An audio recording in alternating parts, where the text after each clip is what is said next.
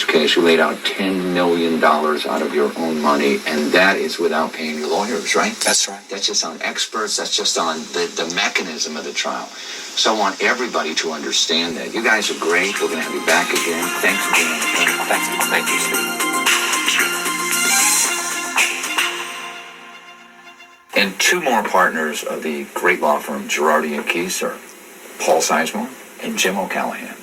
How are you? Good morning. Thanks for coming here. You guys primarily specialize in pharmaceutical drug litigation, right? That's exactly And right. I understand you're handling a variety of cases which include Vioxx, correct? Yes. Dextra, right? Yes. Peanut butter.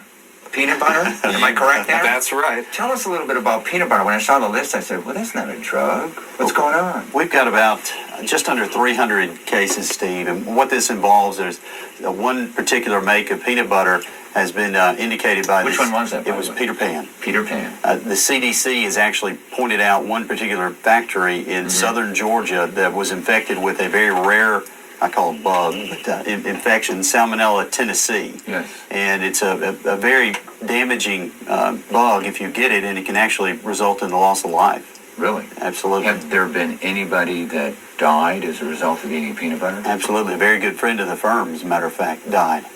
Of your firm? Absolutely. Of your firm? Absolutely. A very well-respected Midwestern From eating attorney. a peanut butter and jelly sandwich? We have the 2 cans, they're jars of peanut butter, and they've actually been tested and shown to contain this particular bug.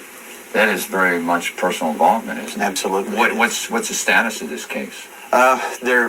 Just last Friday, there was a big hearing in front of the multi-district litigation panel. Yes. And they're trying to determine what particular judge is going to handle this nationwide litigation. It'll be focused in one particular side. How many cases do you have here? Just under 300. So if anybody's watching this show and they've eaten peanut butter, what's the negative reaction that they have gotten so that they might want to call you? Well, we're only looking for the very, or the more injured spectrum of cases. A lot of people have eaten the peanut butter and maybe had one spoonful and had some gastrointestinal or stomach upset.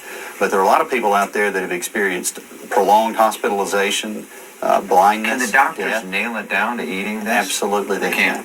When they test you at the hospital, they'll actually run a scan and they'll find that it's salmonella. The problem is that the CDC has actually pointed out that it's one particular rare type of salmonella. And the hospitals generally don't get that specific because why would they? Right. They know you've got salmonella, so let's treat it and go from there. Now, without getting into the details, what is Peter Pan, the company? What's their position on this? Well, we'll find out after the MDL is established. Would it be nice if someone stepped forward and said, I'm sorry?